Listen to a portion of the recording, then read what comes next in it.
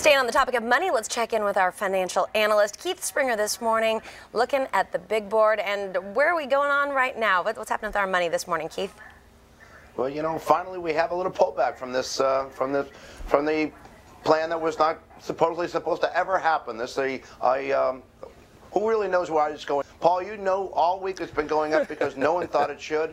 Finally, it's going down because we don't have a plan. Congress couldn't come together. Yesterday, we had jobless claims down a little bit more. Today, we've got a little bit better consumer spending. It looks like the paycheck tax real hot is not really hurting people like it should.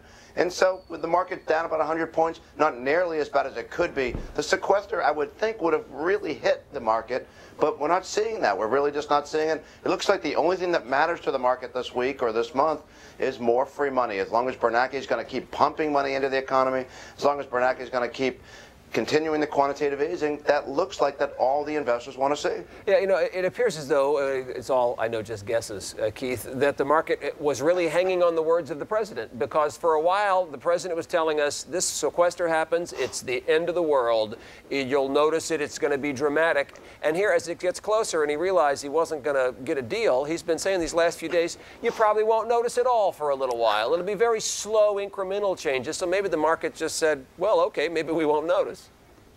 Can you believe our politicians might have lied to us? That would never have happened, would it? And you can tell I'm having a little trouble getting the words out. I've got a little bit of a cold. I apologize. No, it's but fine. No, that's exactly. The sequester was supposed to be so bad, so dire, that it was never supposed to come to this, that it couldn't possibly come to a situation where these cuts were supposed to happen because it would destroy the economy. And all of a sudden, midnight came last night, midnight came and went. Market's down about 100 points, but you would have thought it would have been down hundreds of points, and we're just not seeing that. What's going on with unemployment numbers this morning, Keith? You know, the jobless claims that came out yesterday morning, a little bit better than expected, dropped by 20,000, which is showing a very good trend in the economy. The 4-week trend is very positive.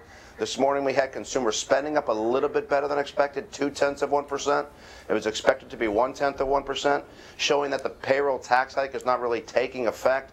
And remember, consumer spending accounts for 70% of the economy. So if people can keep spending, and we can keep jobless claims down and unemployment goes up a little bit, then the economy can really start picking up. All right, Keith, thank you very much. We appreciate it, and we'll catch you next time around. Have a good weekend. And as Keith just said, Dow down about 100 points right now. If you have any questions for Mr. Springer, you can send them to money@fox40.com. You can also just call them up during the day, 925-8900. And now let's get over to Sheldon Orvis in the Fox 40 Traffic Center. Yeah, Bethany, I've been watching out for the drive. As some of